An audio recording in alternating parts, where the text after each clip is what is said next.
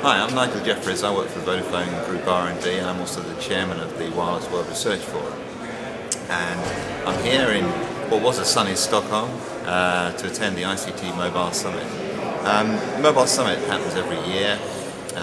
In fact, this is the 17th year it's happened, and it really exists to bring together all the projects in the mobile and wireless space that the European Commission fund as part of their framework programs, currently Framework Program 7, FP7, but going back into history in the previous framework programs. So it's a great opportunity to meet people working in the EU programs, to find out what's happening in the projects, to hear people talk, to see the demos, the exhibitions, and I hope you'll get a chance to see some of what's happening here and share some of the interesting stuff that's going on.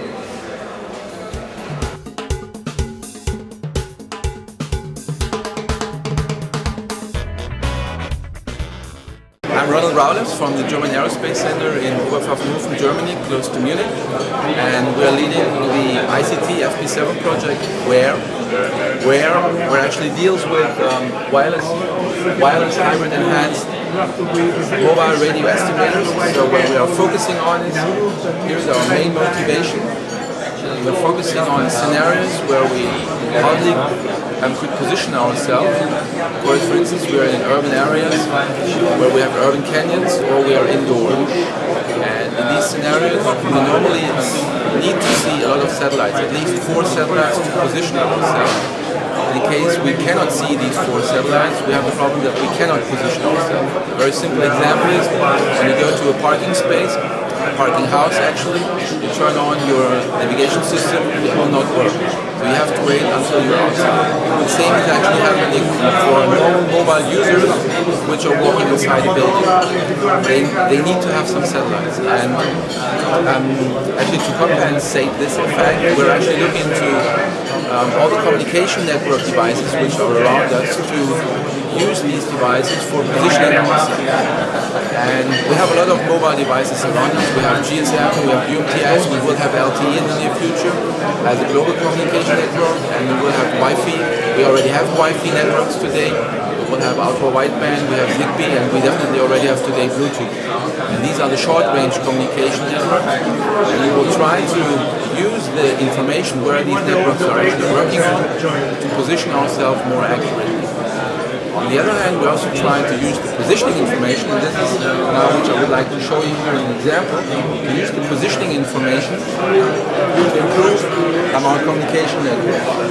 What you can see here is a mobile terminal, which is actually traveling across these 2 mobile radio cells, and here you see the red one, which is a hotspot cell. And if you now consider that you know the position of your mobile terminal and you're moving with a specific velocity, which is for instance very slow, you will know that you will actually stay here in this hotspot cell for some time. Then you pass on to the next cell. And as you know that you will stay for some time in this hotspot cell, it makes sense to start a handover, and even in case you are not aware of this before, because you cannot hear the Wi-Fi hotspot. As you know that it will come based on your position where you are, you know it makes sense to make a handover. If your velocity on the other hand is too fast, you know it won't make sense to start a handover simply because you're too fast. And you will lose capacity in that respect that you're actually trying to make a handover normally. Another scenario, this is actually here the second one where we try to position ourselves more accurately.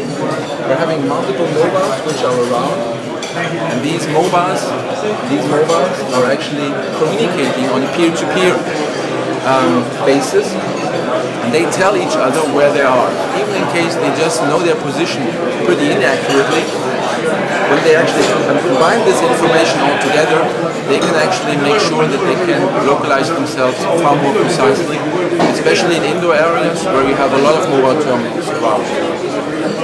This is the WEAR project, an FP7 ICT project starting 1st of January 2008, and we'll be finishing in 30